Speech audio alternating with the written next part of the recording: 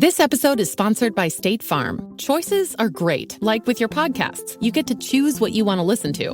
And State Farm believes insurance should work the same way. That's why the State Farm Personal Price Plan helps you get the coverage you want at an affordable price and a policy that helps cover what you value most. Like a good neighbor, State Farm is there. Call or go to statefarm.com today to create your State Farm Personal Price Plan. Prices vary by state. Options selected by customer. Availability and eligibility may vary. Scott for Scots here. Do you hear that? Bring the mic in close. That's not how the grass should sound. There's weeds everywhere in this lawn. It's time to take action with Scott's Turf Builder Triple Action. It gets 3 jobs done at once. Kills weeds, prevents crabgrass, and feeds your lawn so it keeps growing strong. Ah, much better. Get a bag of Scott's Triple Action today. It's guaranteed, or your money back. Feed your lawn. Feed it.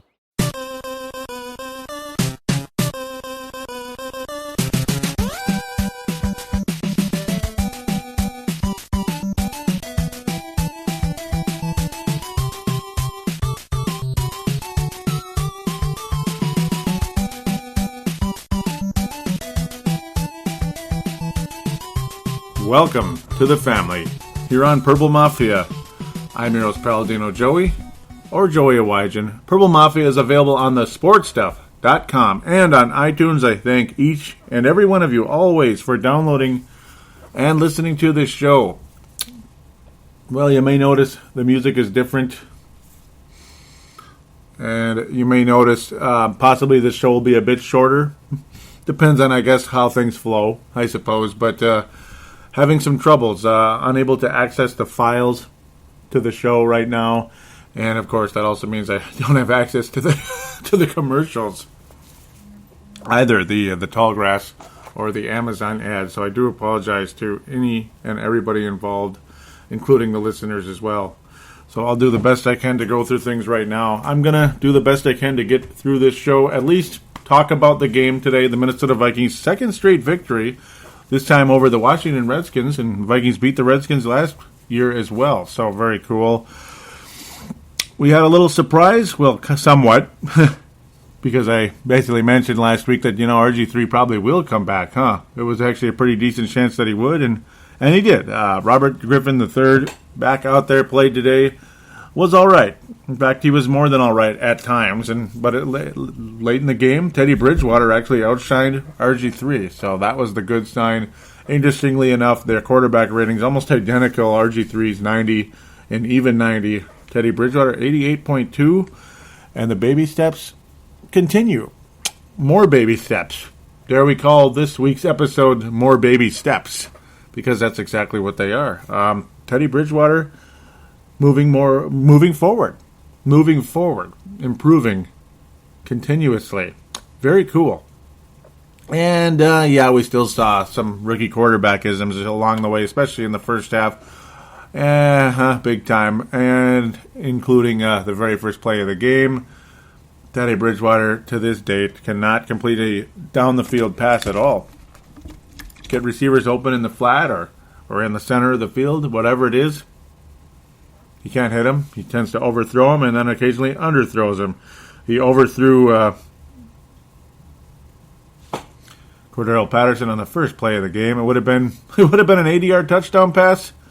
Teddy Bridgewater might have wound up with 400-plus yards today and 3 touchdowns very easily. He also overthrew Greg Jennings as well.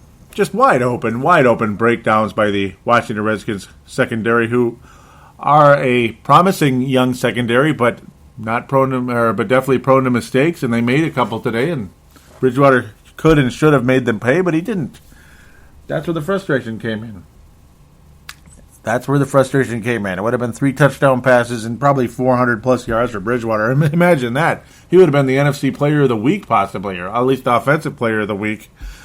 I got to think he would have been right up there. 400-plus yards? Yeah. I think so. No interceptions, though he might have had 1 today, maybe. But that's another key step with Teddy Bridgewater and the Minnesota Vikings in general. No turnovers. So, back-to-back weeks.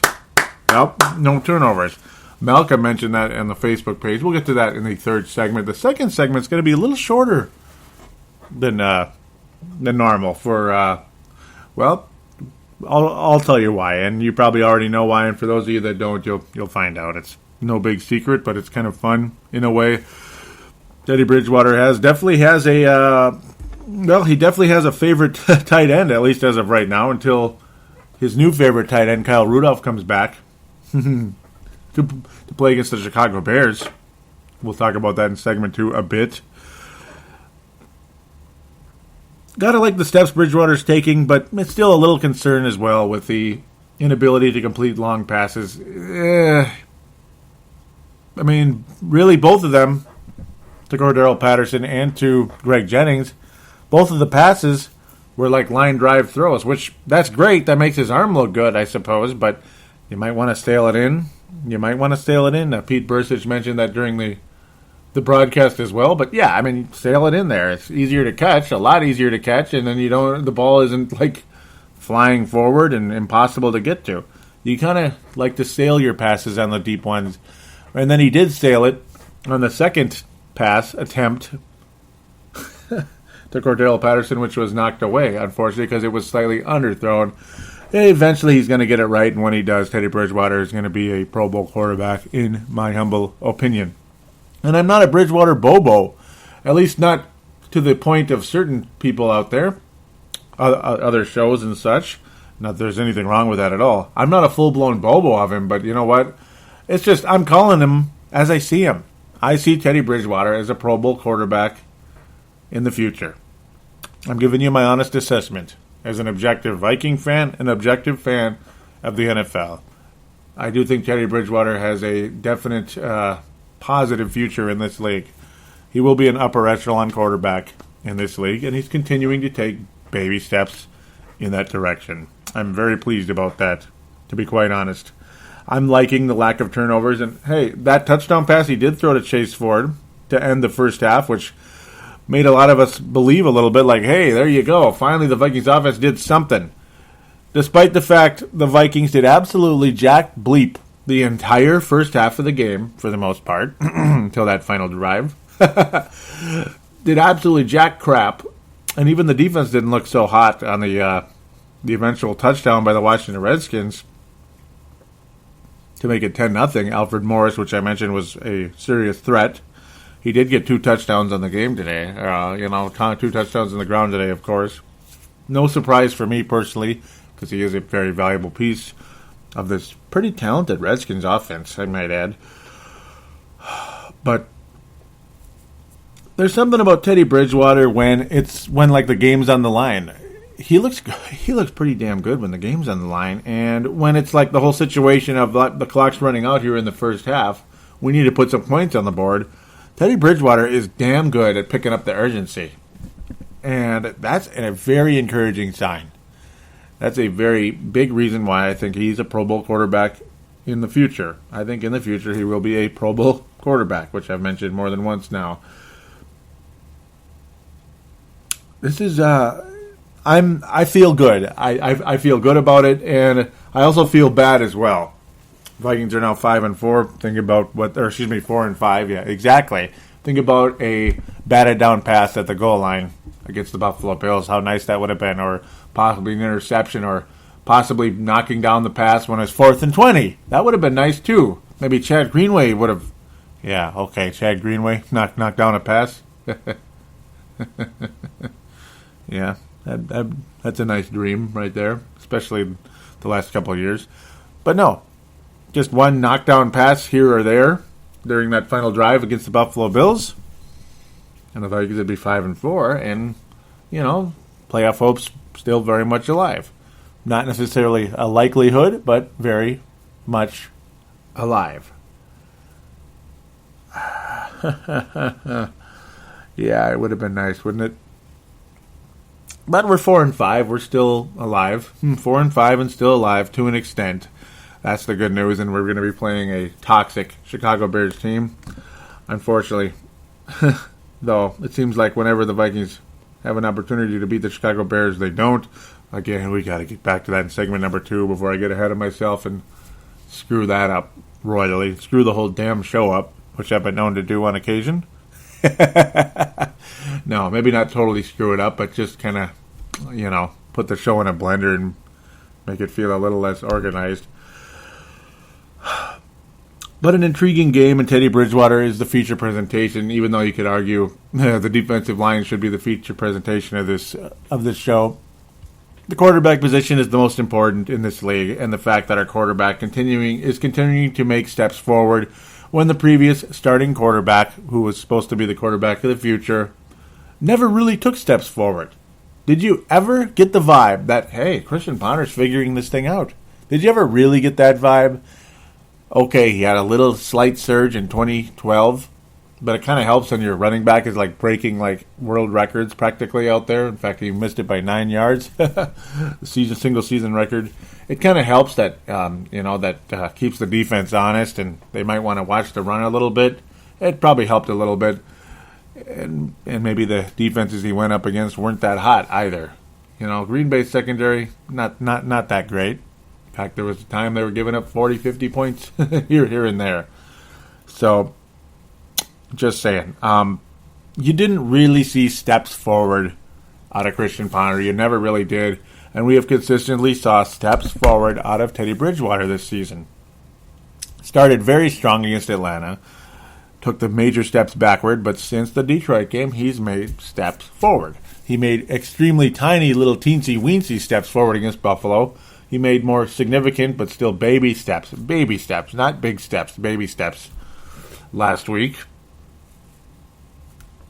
against the Tampa Bay Buccaneers. Freaking da, but still, the Buccaneers did play better last week, conveniently. And the Washington Redskins defense is not bad, and Teddy Bridgewater made continued steps forward this week. And one major key that he did, that he has not been doing since the ankle injury against the Atlanta Falcons, and it took a halftime. It took a halftime chew out from Coach Mike Zimmer and to Teddy Bridgewater. You know what, man? There are times we could be getting a first down if you would just run the damn ball. Like, just run the damn ball. And then, remember against the Atlanta Falcons when you saw Teddy Bridgewater run for a couple of first downs and then slide like the intelligent young quarterback he is? Well, guess what? That guy finally showed up again. He it's real. It's not a myth. It wasn't just a one-game wonder. I think he was a bit timid about that because of the ankle injury. Zimmer punched it through his head, got it through his ears, that, hey, Teddy, run once in a while. If there's a first down to be had, go get it. If there's no receiver open, but gosh darn it, you could get the 8 yards needed to get a first down, go out there and get it. Make your slide, whatever it is. And that guy showed up in the second half. Talk about encouraging. So yes, the baby steps continuing this week. And they're slightly bigger than the previous baby steps. Slightly better. Matt Asiata, second game this season where he had 3 touchdowns on the goal line. How about that? All in the second half. Gotta like it. Certainly not a yardage guy, but boy, he is a goal line stud. Gotta like the running. Gotta like that aspect of the running game. Not a very consistent running game overall, though, for the Minnesota Vikings. Matt Asiata, he'll give you 2.5. When you need a yard, he'll give you 2.5. When you need 5, he'll give you 2.5. Jerick McKinnon, well, he was all right. Nothing special. Averaged 3.9 a carry, 54 yards on the ground. A couple of solid runs. Certainly no break free. He was never loose out there, as Paul Allen likes to say. That's a very famous line out there. I think it's a little bit overrated, but that's just me. And he's loose. Yeah, I don't know. I'm not even going to imitate it properly.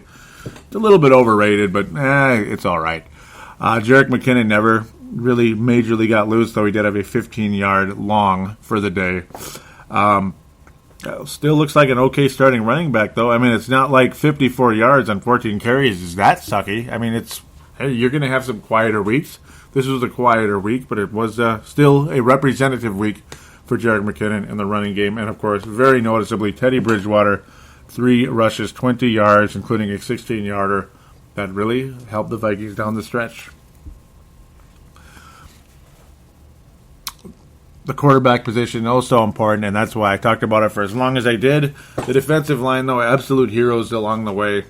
It's frustrating, a mobile quarterback who's obviously an oft-injured quarterback, and he was protected. There was an extra offensive line out there, and they wore stripes, and everybody knows that. Multiple roughing the passer calls today. One of them where Harrison Smith hit him on the ground. It was kind of like the play was still somewhat alive and whatever. I mean, I don't even know what to make of that one. You can kind of go either way with that. I can kind of understand the call, but it was kind of ticky-tack as well. A lot of people were frustrated with it. I guess it's one of those rules are rules type of things. And the timing maybe was slightly too late. But it really wasn't much of a hit. It's not like he jarred him into the ground and almost gave him a concussion. I mean, he really didn't hit him that hard. And then Linval Joseph basically twisted him around like he was trying to give him a headlock, that being RG3, him being RG3. Yeah, that wasn't the best play ever. And almost cost the Vikings the game. Kept that drive alive when they could have been fourth down. That kind of sucked. That kind of hurt. Thank God Teddy Bridgewater was Gump today. Great under major pressure. Yes, he was. Gump is back. Gump is back. But no, the defensive line ultimately just huge today. Huge. I mean, oh my goodness. Coming out party for Mr. Sharif Floyd, without a doubt. Awesome day today. Only a half a sack there. It felt like he got like 6. I mean, he was all over the place. 4 assists on the day. 2 yards lost overall in the game. Felt like he had more tackles than he did, but he was involved in several of them. Harrison Smith with 10 tackles on the day. Chad Greenway with a rare sack. Brian Robinson with a sack. Everson Griffin now with 9 sacks. He is playing like an absolute stud out there. And I'll say again, what a great move by Rick Spielman. And you can't say that all the time, can you? Not a very popular guy all the time, but another sack for Everson Griffin. Yeah, what a great move by Rick Spielman to move on from Jared Allen, who's past his prime and not that good, and really not that good anymore. And then to commit long-term to Everson Griffin, who hadn't really proven himself. In fact, he had a disappointing year last year. He's got 9 sacks in 9 games. Wow, this guy's on track for a Super Bowl, superstar season, and a Pro Bowl season, which I combined the 2 words together, and that wasn't very good. Anthony Barr with another sack, another just superstar type game for him. Hard to believe he gave up 26 points today and no turnovers. Man, hard to believe. But the defense wasn't perfect the whole way, but the defensive line was amazing. And, of course, Anthony Barr was unbelievable like he always has been. Tons of tackles, getting in the backfield over and over again. Obviously got 1 sack, like I said, but also taking down Mr. Morris as well. You got to love that. And Tom Johnson, again, another half sack today. Just that guy, he's a factor. I mean, not much of a name overall, but old $78 fine himself, or $78 bail himself, with another half sack. So he had to share it, unfortunately, with Sharif, but it happens. Good job, guys. Good job. Really impressed with the defensive line today, despite the fact we did give up 26 points. Minnesota Vikings, by the way, I might want to mention the score. Win 29-26 officially. That would help if I did mention that. Special teams, not so much a factor today, other than Jeff Locke is not the best punter in the world. He really isn't. He's not the worst punter in the world, but he's certainly not that great. And he's been under fire the past couple of weeks, which the first time around just basically drew some sarcasm from the post-game shows out there. But the second time around, it's like, yeah, he really isn't that hot, is he? Jeff Locke. I don't know. I don't know what to make of it. I'm probably not the expert on punting out there, but at the same time, not the most impressive performance by him, to be quite honest. And yeah, Cordell Patterson, you're not really seeing any breakaway speed out of him this year for receiving the ball or on kick returns. Not sure what to think about Cordell Patterson right now. I got to think, though, the one thing I do got to think it is the hip. Marquise Gray actually returned a kickoff today for 14 yards. That was kind of interesting. The former Gophers quarterback and NFL tight end. They must not really feel good about Cordell Patterson out there. And Marcus Sherrills only returned one punt by Washington, who punted 3 times today. Only returned one punt for 8 yards. So special teams, not much of a factor along the way. Blair Walsh didn't even have to attempt a field goal today. All extra points, and of course made them all. And Washington only 2 field goals, and they were both chip shots. And of course both of them were made by Kai Forbath. That's an interesting name. So yeah, special teams not nearly as much of a factor today. It was pretty much just a Vikings defensive line, RG3, Deshaun Jackson, and of course Teddy Bridgewater, Greg Jennings, and Chase Ford. Those were kind of the biggest factors along the way today. And yeah, the Washington defensive line and linebackers, and of course the safeties, for multiple reasons, were all quite important to the outcome of this game as well. Could have been the Vikings could have routed Washington. I mean, imagine 2 more catches for 14 points. Vikings would have routed the Redskins. It would have been it would have been 43. It would have been 43-26 if those 2 passes were catched. So, and that's a really weird score, but it is what it is. That's a really weird score. It's called getting a 2-point conversion, I suppose. Yeah, really weird score. Yeah, just flat weird. And of course, Washington not getting a 2-point conversion. That's how it goes. That's how it goes. That's how it goes. Three touchdowns on the ground, and of course the wonderful touchdown pass to Chase Ford from Teddy Bridgewater at the end of the first half. The second half, though, Teddy Bridgewater leading the Vikings when trailing by 5. Very clutch. The Gump took over, completing passes to Greg Jennings, Chase Ford, and Rhett Ellison along the way, but mostly Greg Jennings and Chase Ford today. They were definitely the best buddies of Teddy Bridgewater down the stretch in that fourth quarter drive that ultimately led to this Minnesota Vikings victory. A very, very happy day for us all. And Matt Asiata did what he does. A goal line smash, got the ball in, and there it is. Vikings up 29-26, and we were able to shut down RG3 with only a minute left. Got them to 4th down. And that's all that it mattered. He couldn't complete a pass. RG3, sharp at times, smart at times, elusive at times, but at times the passes were not that great. They weren't that great. He got away with a couple of calls along the way, of course, and I got bailed out with the roughing the passers and a couple of intentional groundings along the way, including one near the end of the game, which ultimately they were able to get a touchdown later on, unfortunately for us. But we'll have to let that go for the time being.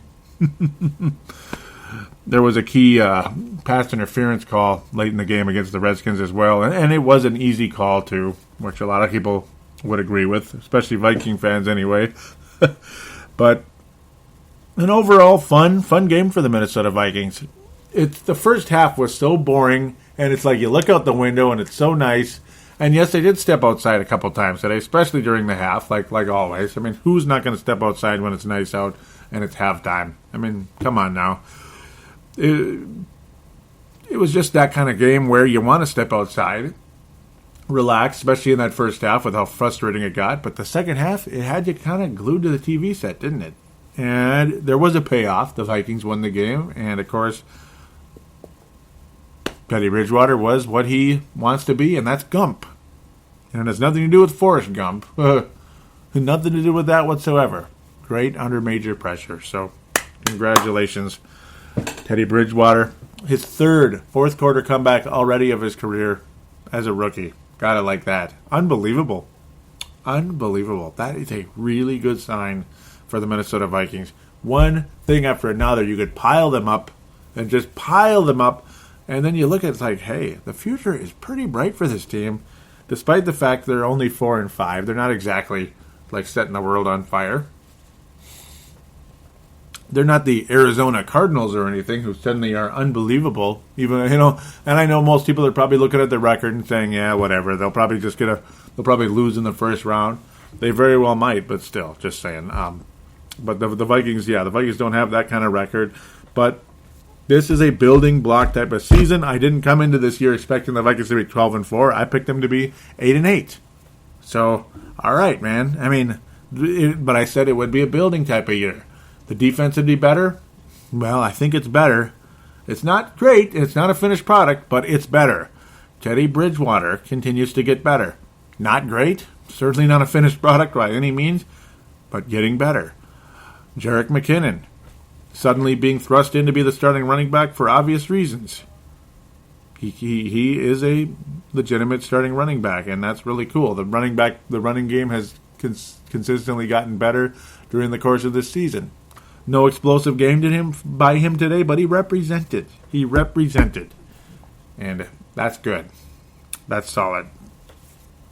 Can't get mad about that. So, overall, that's the gist of this game. That's the gist of this season and the gist of this team right now. It's a building year.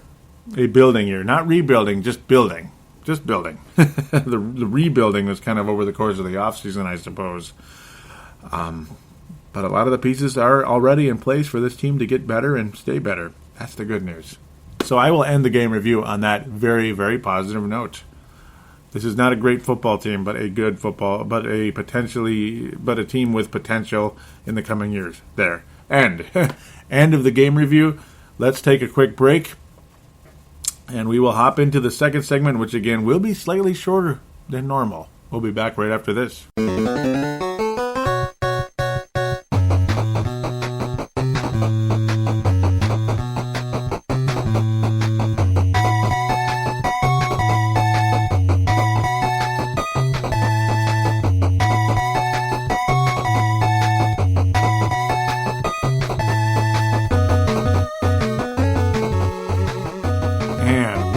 Back here on Purple Mafia. It is time for the NFC North Roundup. So here it is. Here's your NFC North Roundup. Yeah, that's your NFC North Roundup. The Vikings were the only team to play this week. That's why it's going to be shorter. Oh, I had to do that. All right, Chicago Bears preview. Yes, and the Minnesota Vikings will be on the bye week next week, but I'm not going to be that lazy. I'm not going to just be like, Vikings don't play next week, so we're going to have no preview. No, we got to preview the Chicago Bears game. Come on, that's kind of mean. At the end of the day, the Chicago Bears, though, what more is there to say about that football team? That team. And, of course, the Vikings will play on Sunday, November the 16th. Another, another noon game for the Vikings, which I like for the most part. And I almost got confused because it's like, wait a minute, we play the Packers out of the bye. No, that's the Bears play the Packers out of their bye. So, because they had the bye this week, as did the Packers. But overall, the Chicago Bears, what can you say? They're an absolute mess. They're 3-5, and they're 3-5 and barely alive. Not, where I'd say we're 4-5 and still alive. No, they're barely alive. In fact, I'm not even sure they're barely alive. They really, what can you say? They're an absolute frickin' mess. And you look at Jay Cutler's statistics, and you think he's having a pretty solid year. That's why you can't judge football players or any other athlete on paper, just on looking at their stats. Not saying anybody out there is doing that, but just saying. That's one of the reasons I don't like fantasy football anymore, because it kind of threw off my ability to do this show at times. And I'm not trying to say that in general, but it's like, it kind of throws you off a little bit. You look at the stats and you're like, he's having an okay year. But then you watch the guy play and it's like, no, he's not having that good of a year. Yeah, he's had some good games, Jay Cutler, and he's not the worst quarterback in the world. In fact, he's an above-average quarterback, but he's an absolute bleeping mess, without a doubt. 17 touchdowns, 8 interceptions on the year. Quarterback rating 95.8. You think, wow, he's really killing it in Chicago. No, he's not. The quarterback percentage, the completion percentage, too, 67%. So statistically, Jay Cutler looks great. But it's the timing of his interceptions that'll kill you. And, of course, the fact that he's got about as much of a team attitude as certain coworkers out there. Not naming names to anybody, obviously. And certain coworkers that you work with. That's what I'm saying. Everybody has coworkers that they can't stand, or maybe you don't hate them, but they're just not easy to work with. They make your head, they make your hair curl. They make your heart palpitate. Like, oh my God, I can't deal with this anymore. And Jay Cutler's basically that kind of person. Brandon Marshall, who's just about becoming a forgotten person out there, along with Megatron in Detroit. Think about that. Megatron and Brandon Marshall, basically non-factors this year because of injuries. Now, they've played some, and they've had some good games out there. Don't get me wrong, but they've struggled with those ankle injuries and such. And the inconsistency of their quarterbacks doesn't help either, because Matthew Stafford's inconsistent as well. But Detroit's defensive line is so doggone good. And the fact that Detroit's offense has some explosive ability, well, they're still 6-2, yeah. But the Bears, they're just not a team. The Detroit Lions are a team, and things are working nicely with Jim Caldwell, who's probably going to be the coach of Detroit for a while, as long as things continue in the direction they are.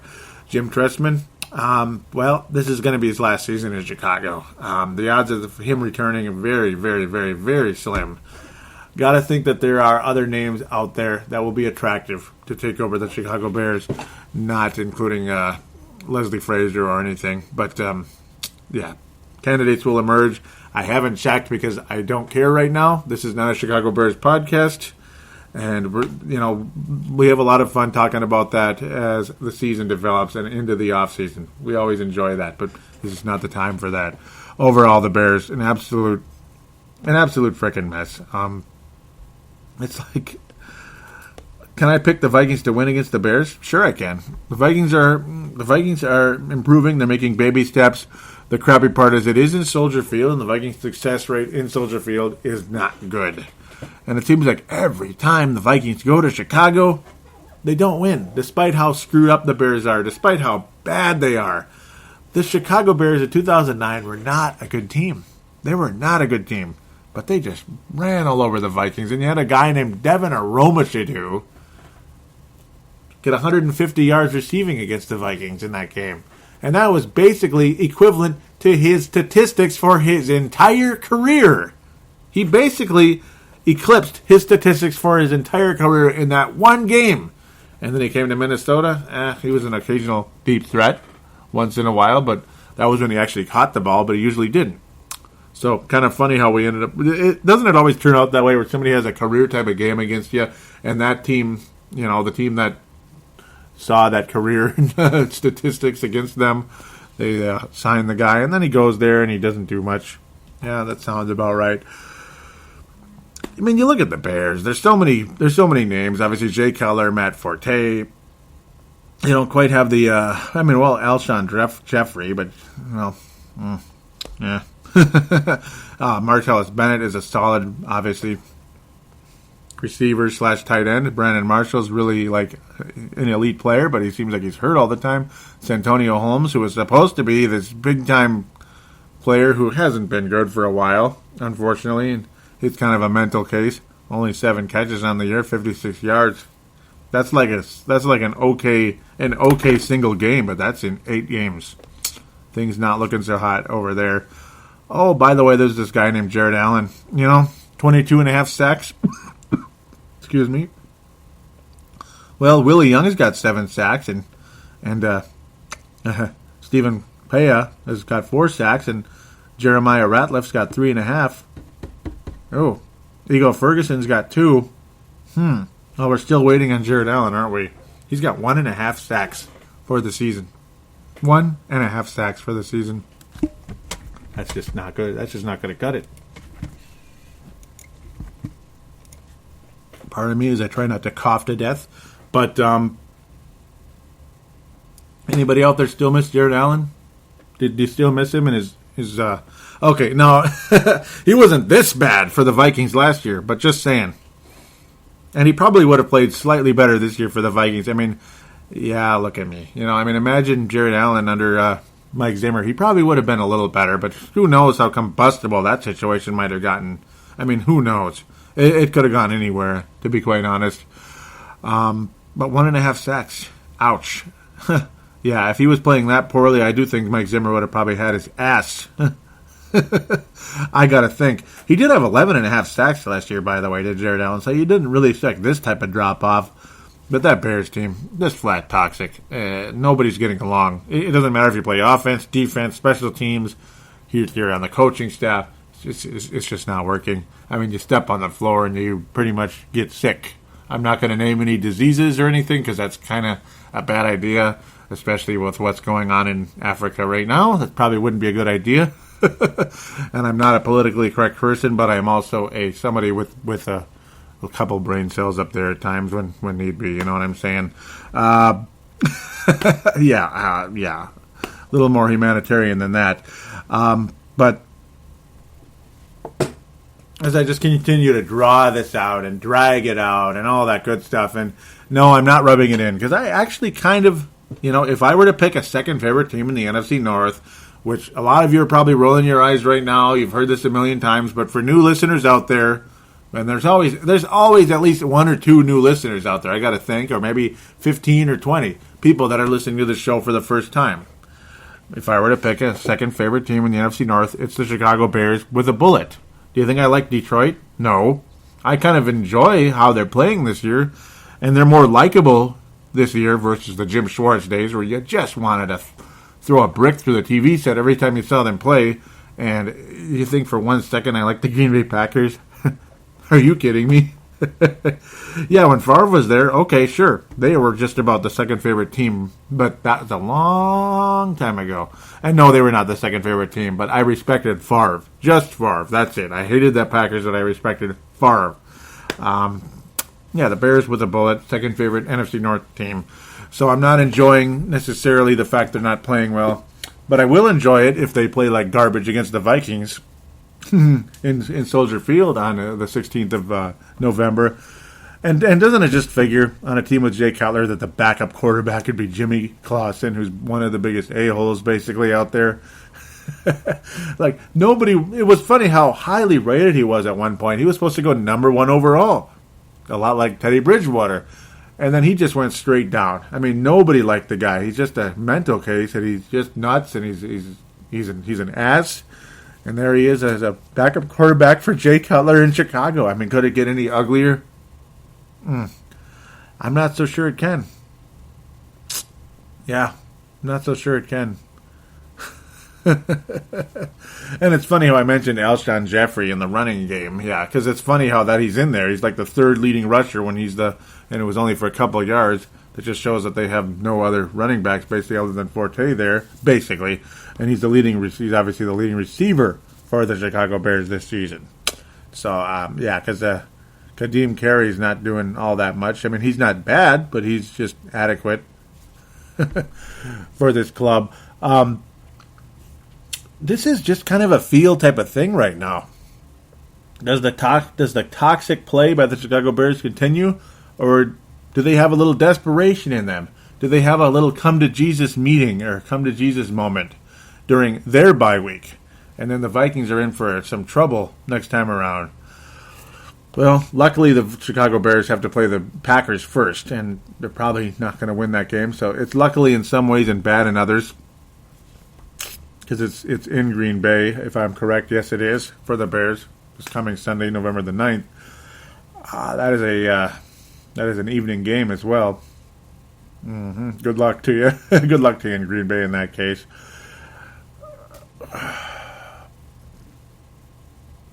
Due to the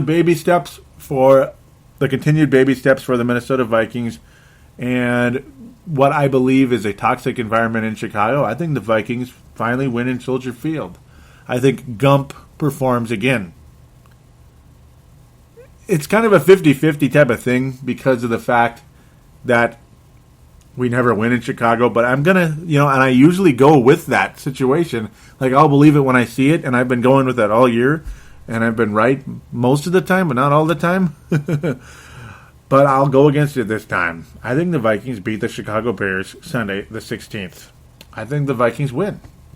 I think the Bears are too much of a mess, and I have a really good vibe. I mean, you're seeing signs out of the Teddy Bridgewaters of the world. You hope the secondary can continue to play better. You hope they can improve.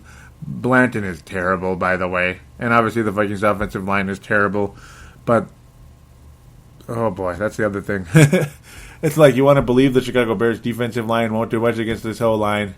But boy, wouldn't you just be shocked if Jared Allen got more than one sack against Teddy Bridgewater, against our offensive line? That's the crappy part.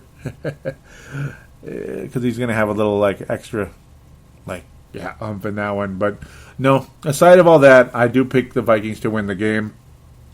I think the Bears do pose a threat in a sense, but at the same time, I think they're such a mess that the Vikings pull it out and we'll be 500. They'll be 5-5 after Chicago, and we'll head into Green Bay or head to TCF to play Green Bay, and it'll be kind of a homestand for a little while there after that. And we go from there. We're not going to talk about those games right now because it's just not the time or place to do that, unfortunately. But this has been kind of a long preview because I guess I'm using the extra time here. And, of course, the Chicago Bears, there's a lot to say. So I do think the Vikings score against the Bears. They've given up a lot of points this year. I think the Vikings managed to put up 28, and I think the Bears wind up with 24. So I probably used that score 100 times, but maybe not. Maybe I've come around there. But I think the Vikings went 28-24 in a fairly close one. Teddy Bridgewater along the way will get the job done yet again. And that'll be a huge building block for his career to have a victory in Soldier Field already on his belt. That'll be fantastic. So there you go. 28-24, Teddy Bridgewater and co. score against this not-so-good defense, and the Vikings get a turnover or two versus Jay Cutler, who not only can throw interceptions, he fumbles. In fact, he fumbles quite a bit. He's lost 4 this year already. He's fumbled 9 times overall, but luckily for the Bears, 5 of them were recovered by the Bears. But the way the defensive line is playing, I think they do force some type of fumble versus Jay Cutler. You even saw Matt Forte fumble this year, which is almost never. You even saw him fumble. That was crazy to see. Cost the Bears the game. It did. But yeah, I could see Everson Griffin, Linval Joseph, Anthony Barr force a fumble and possibly a turnover as well from Harrison Smith. Maybe Xavier Rhodes gets his first interception. We'll see. But that's where I think it goes. 28-24, Minnesota wins. Bridgewater hopefully throws 2 touchdown passes, but I think he'll throw at least 1. And there you go. Just don't throw near Kyle Fuller. He's got 3 interceptions already this year. Unfortunately, has not brought any of them back to the house yet. But let's just keep it that way. Kyle Fuller, definitely the best defensive, maybe the best defensive player the Bears have right now, but for sure the best player in the secondary at this point in time. 6 pass deflections to go along with his 3 interceptions. So, yeah, and obviously a very, very good player. We all know who he is. And there you go. There it is. Vikings win and rock and roll. I have to give you a black and white prediction. 28-24 is my black and white prediction. We'll be back after this for the fan interaction.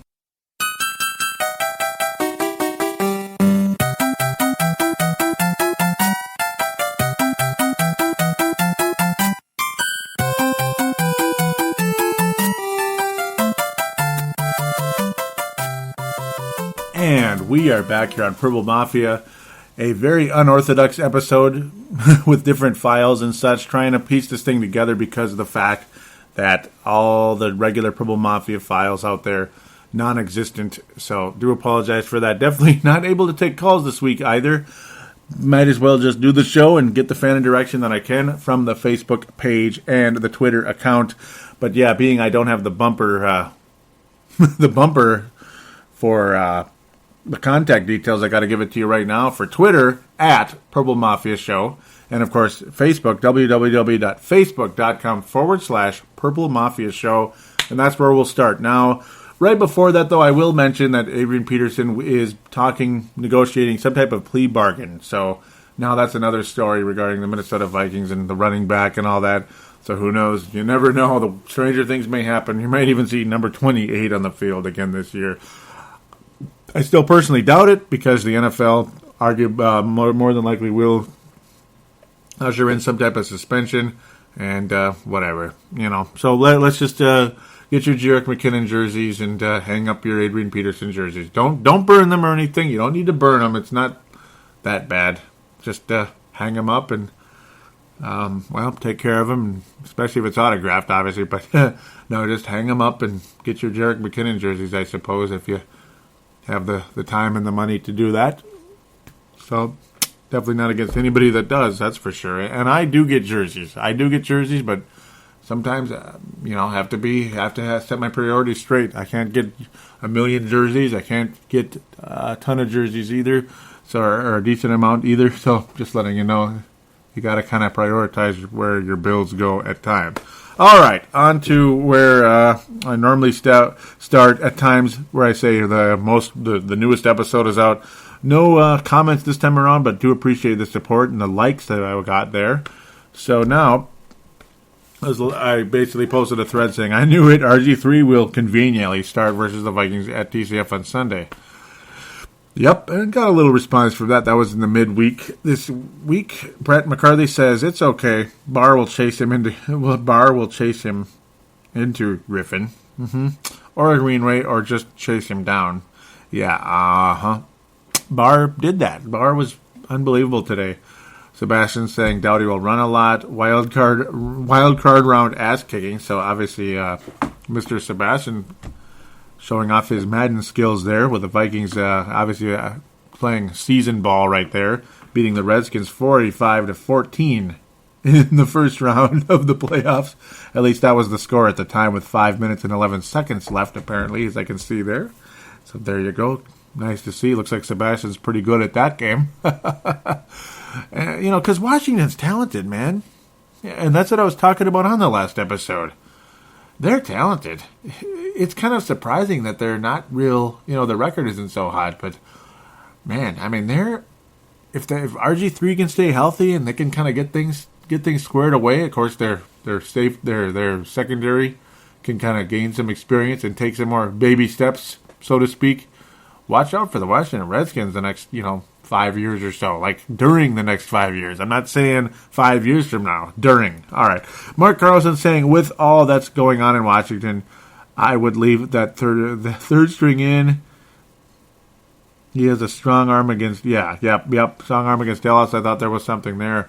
Yeah, Mark, I'm telling you, that Colt McCoy, and that was another mistake I made last week when I picked the Cowboys to roll all over the Redskins. They did not roll all over the Redskins. They got beat by the Redskins in Texas Stadium, or whatever the heck it's called now.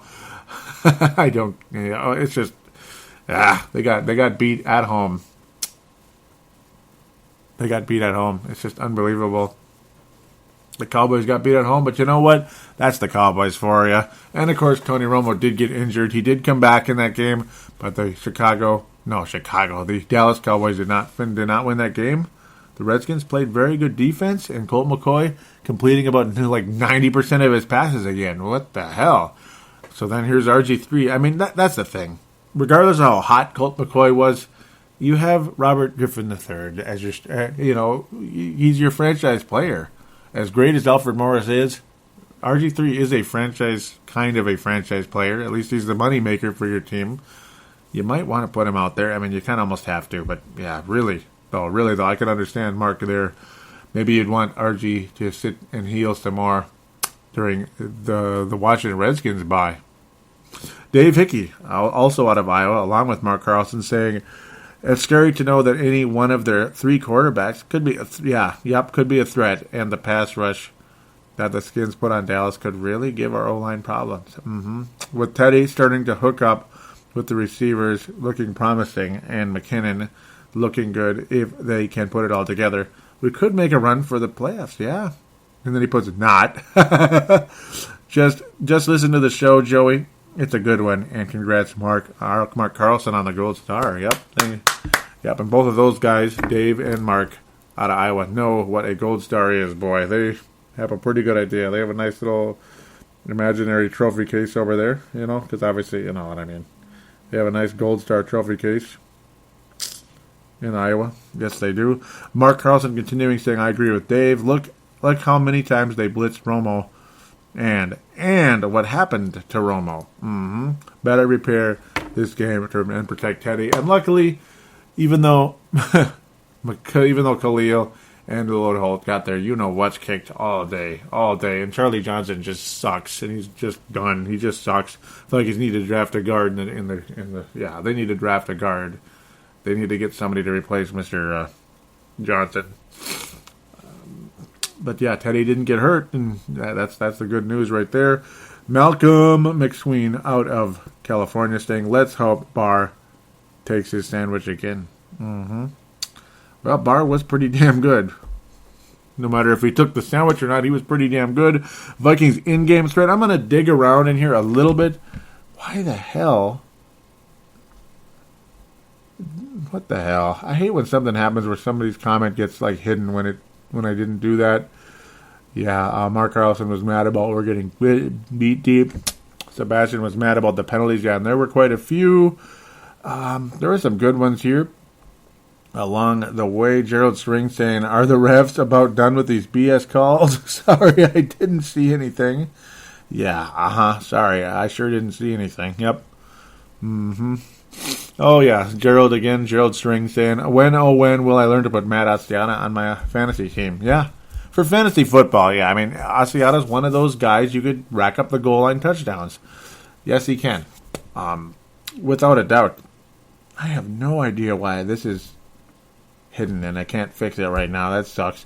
But yeah, Sebastian saying RD stopped someone, and I'm the only one that can see it, which is annoying. I don't know what the hell happened there.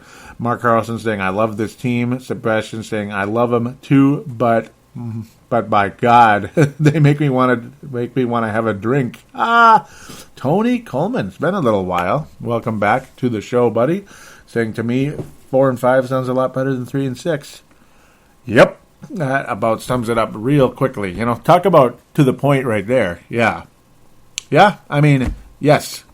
Winning. This is not the kind of season where I'm sitting here saying tank it, worry about a draft pick. Now, this is a building type of year. We have enough prospects to at least hope that this team can make steps forward, and to this point, it appears they are doing that. Sebastian continuing the conversation, saying 1 win away from last year's high. Yep. Gerald String saying it sounds good. SB, that means Sebastian Pauls. I think I'll go find a tall grass in the fridge. Wait, you have tall grass? Huh? You got some, Gerald? Let me know. I'm sure you're listening. Please do let me know if you got tall grass, which one you had and which one you did like. I wish I could throw the commercial in, but I probably advertise it right about now. Right now, the autumn season, before I continue on this, Sebastian's saying, yes, the tall grass sounds good. My overall favorite out of the group is the 8-Bit Pale Ale. It's got Pac-Man licking his chops on the cover of the can.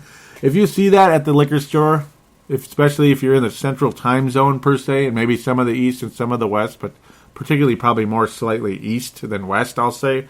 But if you're in the central time zone, Tallgrass most likely is going to be available at some liquor stores, and of course they do have a beer locator on their website, Tallgrass Brewing, tallgrassbrewing.com. Go there, click on the beer locator to see what's available in your area and which liquor stores have it and what they have. But yeah, the 8-Bit Pale Ale is the franchise for me, myself, personally. It is the official beer of this podcast and of my other shows, Timberwolves Explosion, Showtime and T-Wolves, and Brave the Wild, which I really need to get off my ass and record. But yeah, convenient now that the stupid files are missing right now. But maybe I could piece something together, get that thing going. Again, I really need to, and they're playing sky high. But yeah, pardon me for interrupting the tall grass here. Just wonderful beer overall. Ethos, if you like IPAs, which I do. They're not my favorite, but they're way up there. That's a little bit more on the bitter side. Really hoppy. 8-Bit's hoppy. Ethos is really hoppy. Really good beer. Ethos. It's got kind of a unique, like almost like alien look with the orange can. And, of course, the zombie monkey is the seasonal, which I tend to kind of feature those during the course of the seasons, which makes it more interesting as you go from season to season to season. It's kind of fun. A robust porter, lots of flavor, pardon me. The typical porter flavors are the kind of the coffee chocolate-ish, but porters usually not as rich as stouts. They're just more, they have more rounded flavors, per se, like some barley in there and some other roasted malts. And I really like porters, and this time of year, especially on a cloudy day, porters just, it just hits the spot. So Zombie Monkey, very unique looking can out there. You should be able to see it on the Facebook page. I have posted pictures of it, including 8-Bit and others. So there you go. They actually probably got a longer ad out of me right there and more detailed. All right, on to Gerald String saying, congrats to Teddy. Didn't realize this. Yeah, here we go. But first, Vikings rookie quarterback with 3 wins. That's kind of crazy. First Vikings rookie quarterback with 3 wins. Doesn't seem like a great stat, but it's pretty good. But it's a pretty good start. We'll take it. And that's a good point right there. That's kind of weird. Yeah, really not even Fran, huh? Mark Carlson saying cheers. And Sebastian saying, yeah, not even the great Fran was able to. Kind of sad. Not going to lie. That's weird. Like, how many games did the Vikings win that year? Huh. Because Fran was pretty damn good right out of the gate, wasn't he? But I suppose he wasn't like the starter right away either. But, yeah, I suppose that Vikings team wasn't that great right away. They were pretty new. But very quickly that team took off. And even though they pissed off Norm Van Brocken, they got him fired because he just, he was fighting with Fran Tarkenton. That's not good business. I mean, let the guy develop for cripe's sake. He didn't want Fran Tarkenton to scramble. Really? Smart. Post-game thoughts, kind of small again, because I'm always late on that, and I do apologize, but we got a lot of post-game talk in the last thread, so I suppose it all kind of is relative at the end of the day. Anyway, Todd Grunlian, still with that Baltimore Orioles logo, and I like that. I like it a lot. I wish they were able to beat the Royals, and the Royals with one of the most heartbreaking World Series defeats probably of all time. And I am getting off track again, but it's still sports, and maybe you listen to hear multiple things I say, not just Vikings, but I try to add a little uniqueness to this show, I suppose. See, it just shows I am. But one of the most heartbreaking defeats I've ever seen for a team in baseball. To think how close that team was, the Kansas City Royals, and the fact they were at home for Game 7. And here's a stat for you. You want something that you don't hear on every show out there. The last team to win a 7th game of a World Series on the road was the 1979 Pittsburgh Pirates. And I'm telling you folks, winning Game 7 on the road in a championship like a World Series or NBA Finals is extremely rare. Extremely rare, particularly for baseball and basketball, because hockey, it happened like 2 years in a row. I couldn't believe it. It was pretty crazy. The Penguins won in Detroit, and the Boston Bruins won a couple years later in Vancouver. And yes, that's right off the top of my head, because I'm that good. No, I'm good, because I'm that big of a fan of sports. But, man, I just couldn't believe it. But to think of how close it was, though, considering the Kansas City Royals had a runner on third base. Third base. Could you imagine? You're at home, man, and what if you're one of the fans in the stands that's been watching that team all these years, and man, oh man, like George Brett, I could just imagine the heartbreak for him. But, yeah, okay, I bantered off into baseball. I apologize. Got off track, but maybe you liked that, maybe you didn't. Whatever. It's part of the show, damn it. I'm gonna jump off once in a while, because it's still sports and it's interesting. I mean, it's Major League Sports right there. And that was a huge event that took place. I mean, it's 35 years ago the last time a team won a Game 7 of the World Series on the road in baseball. So, yeah, it's pretty intriguing. Mark Carlson saying this was a great game today, though near the end, I got a bit concerned about the time management. Yeah, as I think about that, though, that must be what he meant, that, though, the defense is still giving up, too many deep passes. Who's responsible for that? I guess I won't be happy until no one can pass deep on us. On a positive note, sack RG3 and do it again. Very happy. Teddy looked good. Hey, even our receivers made some big plays with bye week coming up. And the Bears after that, I am thinking we can do the unthinkable. Win in Chicago. Skull Mark from Iowa. And I'm with you, Mark. And that will be a star candidate. Yeah. So he has a shot at being a back-to-back Gold Star winner. But we'll see where things go. Malcolm McSween with a huge thing here, too, saying no turnovers, again, is huge. As long as we keep that up, we will be in every game. Yeah, without a doubt. And very good thought. That's a potential star candidate right there by Malcolm. Very, very, very doggone true. I mean, they protected the football.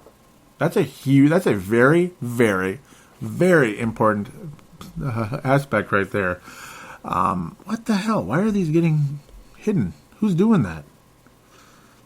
That's pretty weird. Because I didn't do that. I don't know who's doing that or what's doing that. I was mentioning that the possibility of that I wouldn't be recording this show, and wonderful listeners out there were responding, and Sebastian saying it's okay, at least you're trying. Robin Sullivan saying it happens, no worries, and Mark Carlson saying, dang. Why did this get... That's kind of weird. I don't know what happened.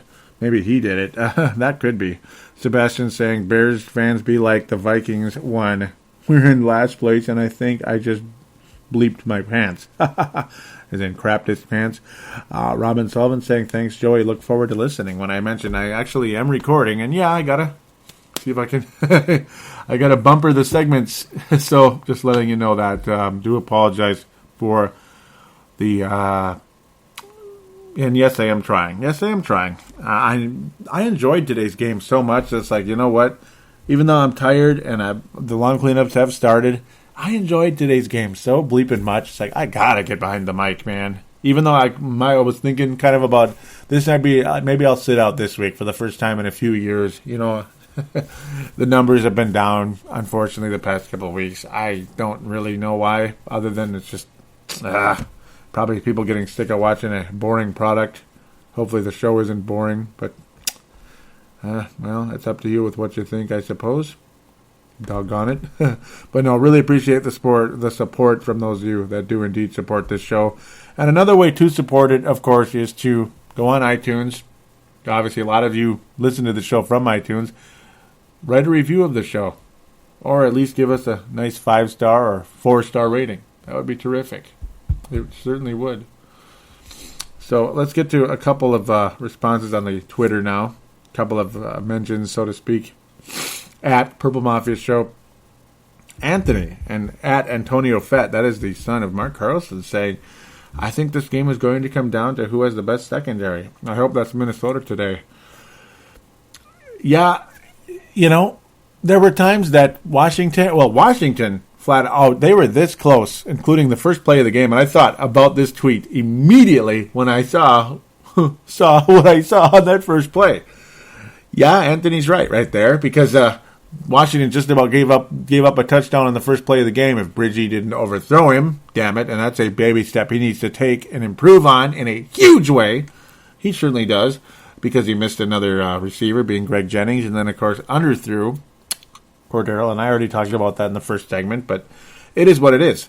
The Washington secondary could have been obliterated today, but instead they were just kind of beat down the stretch. So, yeah, Vikings secondary was adequate, not great, adequate. They were above average. So, good for them. I think the defensive line really, truly won the game for the Vikings today, but not a bad take at all for Antonio there. The defensive line partially won the game today, and Gump, Teddy Bridgewater, partially won the game as well. That's why when we get into the stars and the Fran Tarkenton and Tavares Jackson awards here very shortly, Antonio Fett continuing once again saying, if we can get ahead and keep the crowd in it, should be okay. However, this is Minnesota. Oh, very, very true. Dave Motton out of Northern Scotland saying, I think it's going to be another long game to watch. We could have 2 touchdowns by now. Got to hook up on those deep ones. Yeah, that's a star candidate, and that's very true. You got to hook up on those. Dave Martin saying, should I switch to red zone? Yep. And Dallas Deitzenbach even favorited the tweet by Dave Martin. So, yeah, that was a good one. That's definitely a star candidate. And notice how the favorites are stars on Twitter. Yep.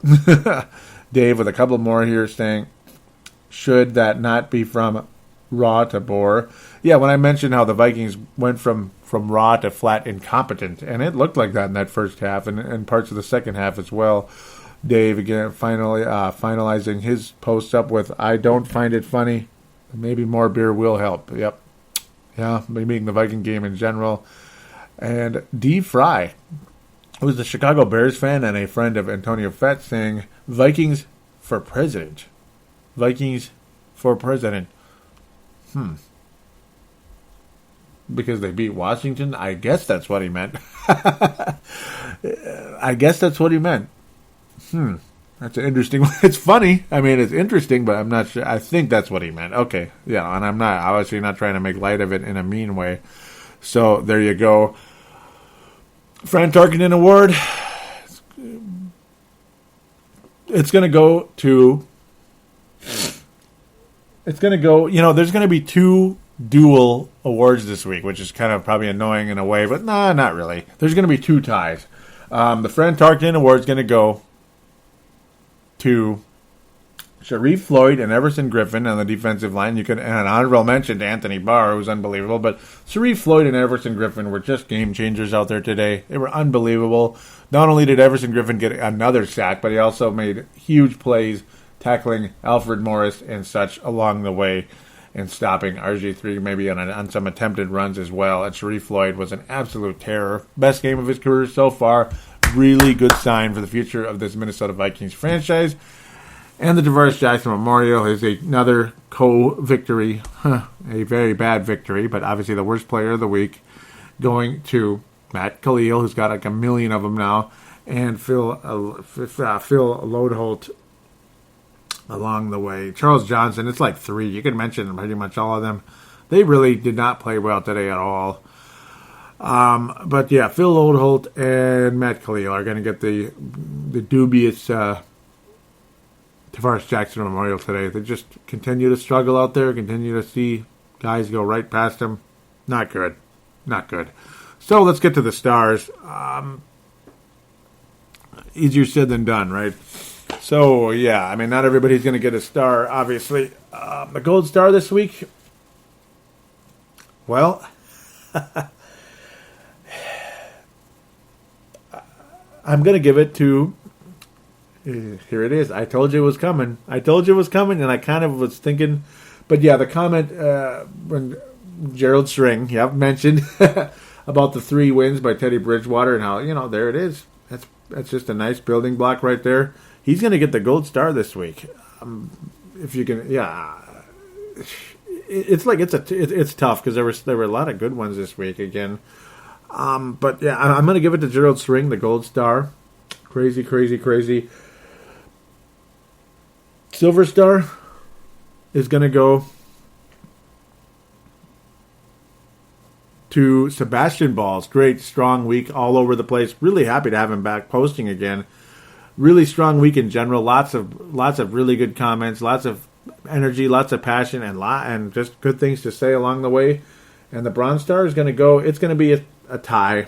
Mark Carlson with what he had to say, really, really good. And of course, Malcolm McSween with that nice, strong statement about the 0 turnovers, obviously being a huge deal. Obviously, bringing that up and mentioning it.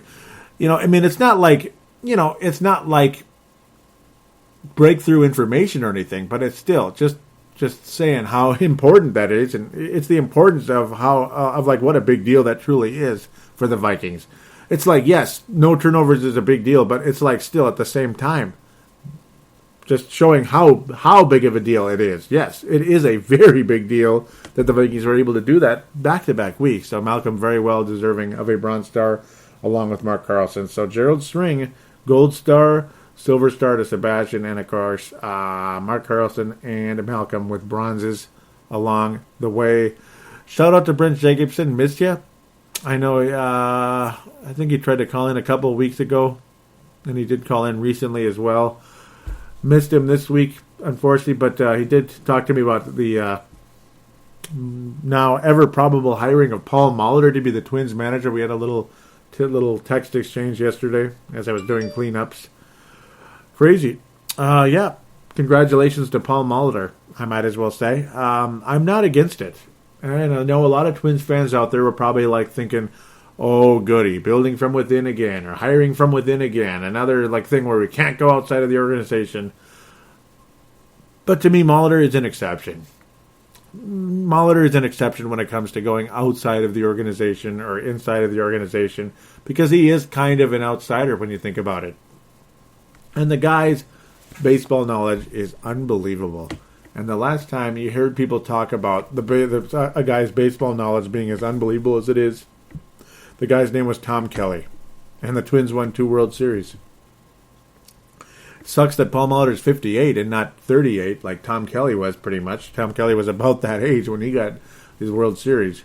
But, well, it is what it is. I mean, that's what the Twins get for waiting as long as they did. They could have hired him when he was still in his 40s instead of hiring Ron Gardenhire. And here I am talking about baseball again. But yeah, I have baseball on the mind tonight for some strange reason. But obviously, hiring a manager is kind of rare in this town. This is only the 3rd manager I've seen as a Twins fan. Even though I could be old enough to have seen the Twins in 85, but I didn't watch them back then. Not until 87. But no, it's a positive hiring. And when you hear people gushing about the man's knowledge about the game, it's pretty cool. Ron Gardenhire, to me, was just... And yeah, and I figure I will talk about this here before I leave. Why not? Ron Gardenhire, to me, was a good baseball mind, but not a great baseball mind. You never really got the vibe like he was great. You got the vibe that he was good, and at times very good, but never great. Never. You just never got that vibe. It was just good to very good. So with that, we'll see what happens. We'll see what happens if Molitor adjusts or is true manager material, because obviously, you know, just the fact he's a great baseball guy doesn't mean he's a great manager. But we'll see. I think it helps his chances to being that. So thanks again for listening. Thank you for bearing with me. And I enjoyed this an awful lot. It was a kind of a weird, unorthodox Purple Mafia. But then again, like I said last week, maybe that's why you listen. Because this show is ever-changing all the time. Every show is different in its own way. And again, that might be why you listen. You know, because you never really, you know... Maybe that keeps the show from being boring. And hey, why not? So, as long as it's not too weird, hopefully you did enjoy it, and you will enjoy it again next time around. Obviously, next week is bye week, and there will, for sure, this time, there will be no show next week. So, that's probably no great surprise to you out there. The one time I did a bye week show was way back in 2008, and I learned the hard way. That was just a waste of time. I mean, like, nobody listened to it, so... And I'm too busy this time of year to just throw out a bye-week show and talk about just here and there type stuff, and nobody's listening. I don't have the time for that. So thanks again for listening. Thanks for your support, and we'll be back in 2 weeks. And till then, hopefully everyone gets healthy that needs to, and Bridgie, continue to take them steps forward. Until then, everybody, do take care.